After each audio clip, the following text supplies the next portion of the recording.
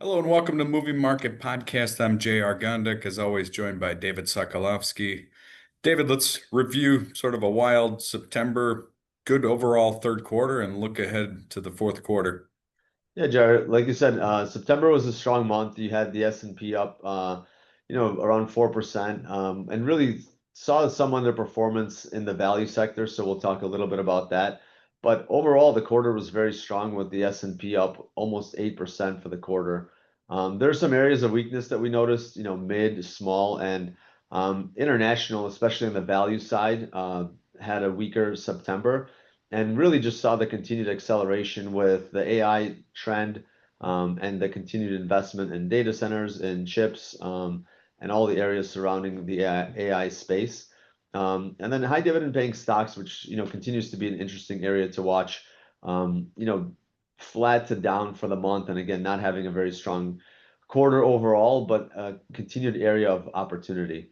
So as we've kind of recapped some of the things that we saw. Again, overall, just very positive in the third quarter. A lot of economic activity, positive data overall. As we look ahead to the fourth quarter, Jared, what are you looking at? Well, if you look, David, some of the other data points from September, you had second quarter GDP revised up to 3.8%. Again, consumers continue to spend, so there's a major reason for the revision upward. As we follow the Atlanta Fed, looking at third quarter GDP, it's just below 4% right now, with a couple of weeks of data still to come in at this point. But the economy is in great shape. The big challenge, as you saw the Fed cut rates for the first time in September, is the labor market, right? And a couple of interesting factors. I mean, you saw this morning, ADP showed negative job growth for September. And if you look, one of the other challenges with consumer confidence are college grads, right? And if you look at, maybe going back the last year and a half or so of, 20 to 24 unemployment versus today. I mean, if you look at the blue bar here, unemployment for 20 to 24 was around 6%. Today, it's over 9, right? And it's one of the factors with consumer confidence is recent college grads are having a hard time finding jobs. And as we see with the labor market, it's not creating a lot of jobs over the last few months. And again, looking ahead, it's a challenge. Unemployment overall still relatively low at 4.3%. It's moved up a little in the last year and a half or so, but this is the challenge with the Fed. So on the one hand, economy is chugging along and doing great, but the labor market's very slow. And looking ahead, it's something to watch for. And after ADP's labor report this morning, you fully priced in another rate cut at the end of October.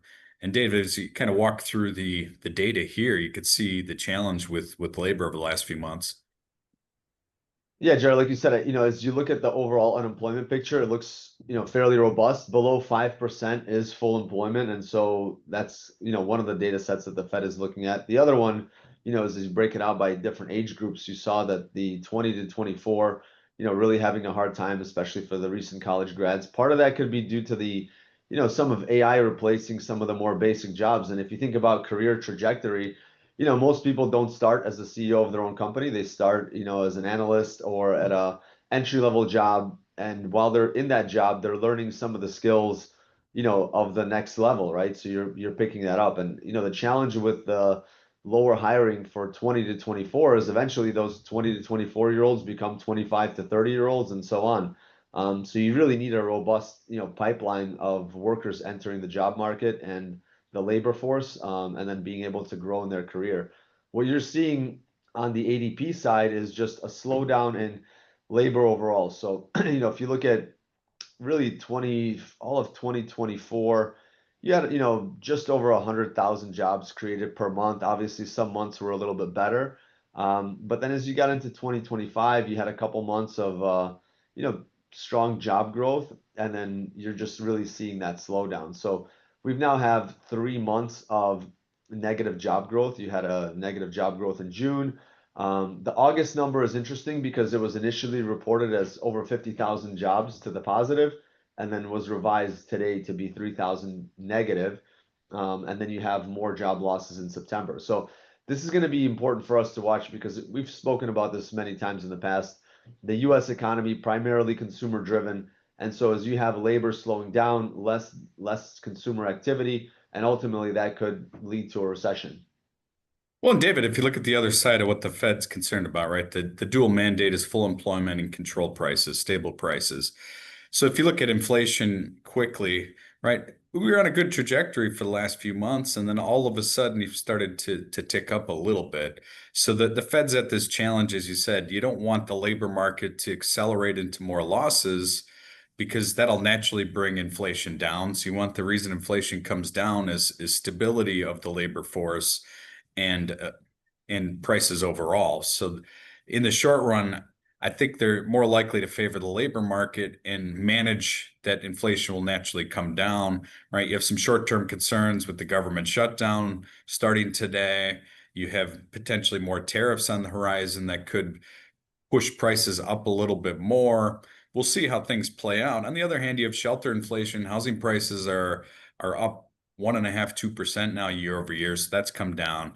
You're reading a lot of rents being flat to down in many markets. So shelter being, roughly a third of consumer prices could help offset some of these other areas. So the Fed, like I said, in the short run, believe they'll continue to cut rates to support the labor market and then see what happens. And again, the challenge, as always, like to ask, kind of the question our mentor used to say, Gene, where are we? Right. And I think it's interesting as you look at a chart of the NASDAQ, in the late 90s and over the last couple of years. And it's interesting to see, some of the overlap of the performance between the two periods. So if you look at the darker blue, that's 2023 to now. And if you look at the lighter blue line, that's the NASDAQ performance from 1998 through 2001, right? And you can see, fair amount of overlap, right? And typically on, the last leg up at the market, just like it was in 99, 2000, it's where you make the most money. But the challenge is the sustainability after that huge run up. And again, we'll see how much of this is overlap over the next 12 to 18 months. But again, it's been part of my concern with the Fed potentially cutting rates too many times next year, is you're going to encourage investors to ramp up risk and other things with risk assets overall. So you could continue to see movement, and that's kind of been my view of where things are. Is the risk reward in the short run to me is more to the upside as you look for things and try to invest with interest rates going down, because if I'm earning less on my cash, I'm gonna put it to work. I want to take on a little more risk. So David, as we turn maybe to other parts of the economy, let's look at, maybe international markets, M&A markets. There's a lot of activity out there. Yeah, Jared, I think one of the interesting areas, and we've been talking about it throughout the year, and the data continues to support it, is international. So you're seeing, the performance in international, whether it's emerging markets or developed markets, continue to improve. You've seen significant improvement out of China as they've relaxed, I think, some of the restrictions and just the overall tone around tech companies. So again, really investing there. And again, trying to compete, right? So you're seeing they're rolling out AI chips and really just trying to support their own infrastructure, which could create, again, an area of opportunity for investment. As you look at the rest of the world, and particularly in developed markets, again, it's, strong performance, and it's been an area that we've continued to add to across various different segments, from, banking to industrials, some defense as well. So again, just, looking at those as continued areas of strength and opportunity. And as you look at around at the OECD, the developed countries and their overall economies, you're seeing continued expansion. So it's, the economy, the global economy continues to expand. I think the US is moving at a record pace, despite being the largest economy in the world, but there's still a lot of other opportunities and a lot of areas. And one of the things that we're seeing to give us this, kind of confidence is just the overall amount of activity and deal making. You've seen the number of M&A transactions tick up in 2025 after a significant slowdown last year. You're also seeing a lot of companies going private, so a lot of activity.